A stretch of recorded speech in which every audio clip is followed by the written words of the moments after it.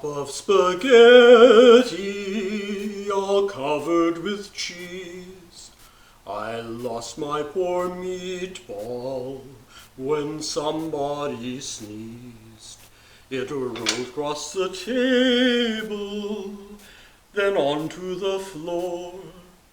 And then my poor meatball, she rolled out the door. She bounced across the front porch and onto the lawn. And then came my doggie, and my meatball was gone. Oh, such a sad song. Nobody wants to lose their meatball like that. So what are some ways to avoid losing your meatball from your spaghetti? Well, one solution is to make meatless spaghetti sauce, and that's what we're going to do today. We're going to make a vegetarian spaghetti sauce or pasta sauce. All right, so you're going to need a big saucepan. And into that big saucepan, you're going to add 4 cups of diced tomatoes.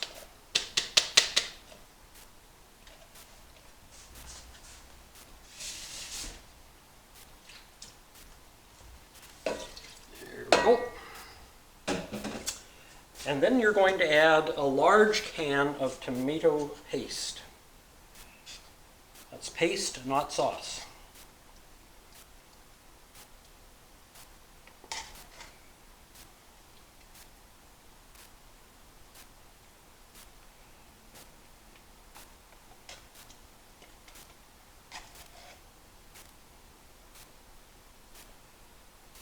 There's got to be an easier way to get tomato paste out of the can, but if there is, I have yet to find it. It's just a matter of a battle of wills between you and the paste and the can.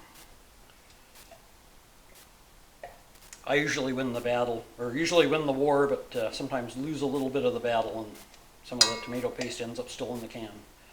But it is what it is, and we do the best we can with what we got, right? Alrighty. Now you want to blend that all nicely together.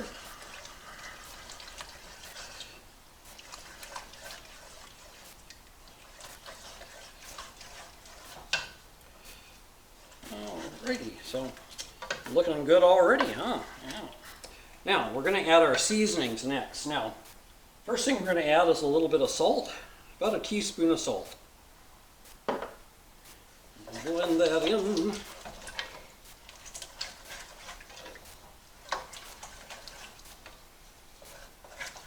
And then I'm going to add a teaspoon of black pepper. Now I haven't turned the heat on yet. I want to get these all blended in nicely before I start doing the heating up. Okay, then we're going to add a tablespoon of Italian seasoning. Now if you prefer, you want to do oregano and all that separately, you can. I just find it easier just to go ahead and use a pre-mix of Italian seasoning. And just mix, whoops. Try not to be too sloppy.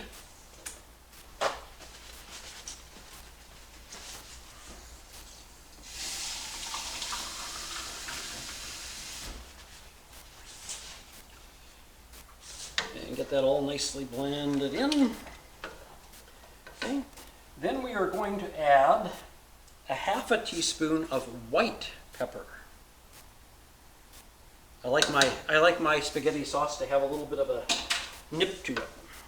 Don't want it hot and spicy, but just a little bit of a nip. I remember buying a jar once of pre-made spaghetti sauce, and they called it zesty Italian. And I tried it just right out of the jar, and I'm thinking, well, if this is zesty, I hate to have their bland stuff, because it had just no zest at all as far as I was concerned. But anyway. All right, now you have to raise your right hand and take this oath. I, and fill in your name, solemnly swear under penalty of a nasty letter from Ian that I will not share Ian's secret spaghetti sauce ingredient with anybody. Okay, good. Now I'll tell you what it is. A 1/4 teaspoon of nutmeg. That's right, you heard me right, nutmeg. You're going, nutmeg and spaghetti sauce? Well, it's 1/4 teaspoon.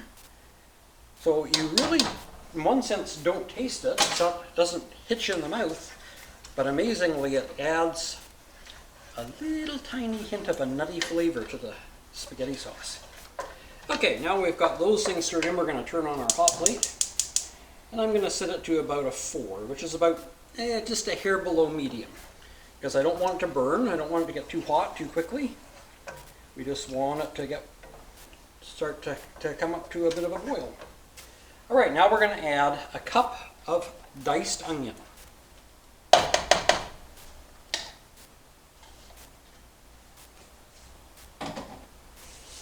stir that in.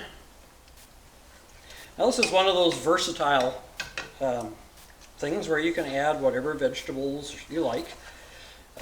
Sometimes I add zucchini to this, but I didn't have any zucchini today, so we won't be doing that.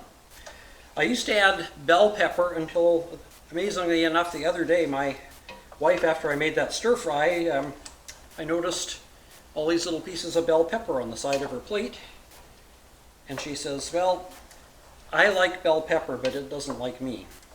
So I'm going to keep the bell pepper out of here. Otherwise, I'd probably chop up a green bell pepper in. But to give it a little color, and this sounds odd, I'm going to put in a cup of green peas. Remember, this is a vegetarian spaghetti sauce. So we can add whatever we want as long as it's vegetables. Now, if I put zucchini in here, I probably wouldn't, or if I put green bell pepper in, I probably wouldn't add the green peas. But here to give it a little bit of color and a little more texture. So a cup of green peas are in there. And I'm going to add a cup of sliced carrots.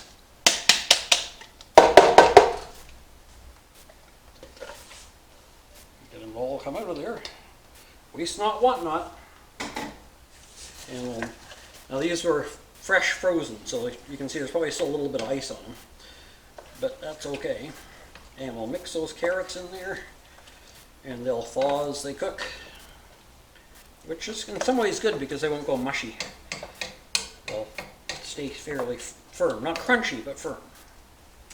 Alright, and then I'm going to add a cup of sliced mushrooms.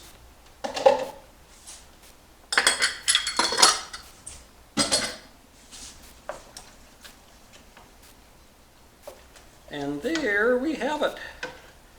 Now, like I say, you can add other things to it. Yellow, orange, green, red bell pepper, zucchini, celery, whatever kind of veggies you want. But we've got that up all mixed in there together good. You can see it's nice and thick, which is what you want. You don't want it to run off your spaghetti onto the table. And we're just going to turn that up to about a 5, and we'll bring it till it starts popping.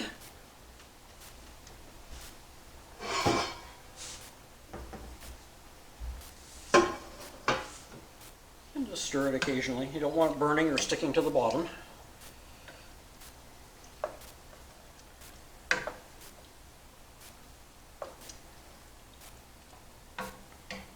And once it starts to basically boil, we'll put it down to simmer, and we'll let it simmer for a few hours. Because the longer it simmers, the more the juices and the flavors mingle and mix, and the better your spaghetti sauce will be. So, if you heard a lot of things with sauce or with gravy, taste better on the second day. Sometimes they're better as leftovers that are on the first day you made them.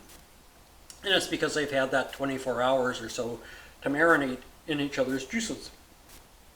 And that's like marriages, right? A really good marriage with a lot of love, the longer you're married, the more mature the marriage becomes. It's maybe not as exciting as the honeymoon stage, but the relationship matures and becomes deeper and better. There we go. We're starting to get some heat coming there. You can see the steam rising off that. I haven't decided yet when we have this tonight if I'm going to serve it over spaghetti or over egg noodles. Either one is quite good, but we'll worry about that a little closer to the time.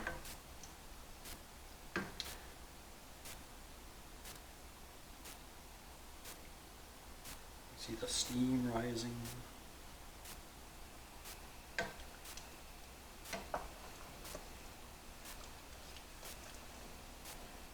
Yeah, you want to get it up to that boil and then turn it down to a simmer.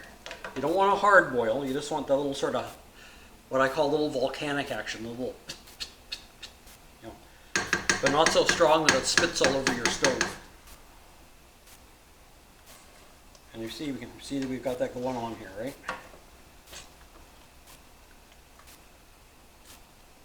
Here we go. It's looking good. Okay, now we're going to turn it right down to low, as far down as I can get it. And I'm going to put the lid on, but I'm not going to seal it. I'm not going to put it on tight. I'm going to leave just a little bit of a gap there at the side, so some of the steam can escape. And we're just going to let that simmer for a while. And then in a couple hours, it'll be ready to eat. So I'll be back in about 2 hours, and we will have a look and see how it is, how it's going to look over our spaghetti. Unfortunately, I can't feed you a biteful. If I tried that, I'd probably just mess up the lens of my camera. But I'll see you, for you, in a fraction of a second, for me in a few hours. Well, you're all saying, Mamma Mia, the man's a nuts. I forgot to tell you one of the most important ingredients. Well, maybe not the most important, but one of the ingredients that I always add to my spaghetti sauce or pasta sauce is garlic. So you can add 1 to 2 cloves of crushed garlic. We like garlic, but not where it's overpowering, so I have added 1 clove of crushed garlic to the spaghetti sauce as well. So minor ingredient, major flavor. We don't want to leave that out. Alrighty, we'll be back to see how this all turns out in the end. Well, we're back, and the spaghetti sauce is done. We'll take the lid off here. I'll take a photo from above so you can see how it looks there.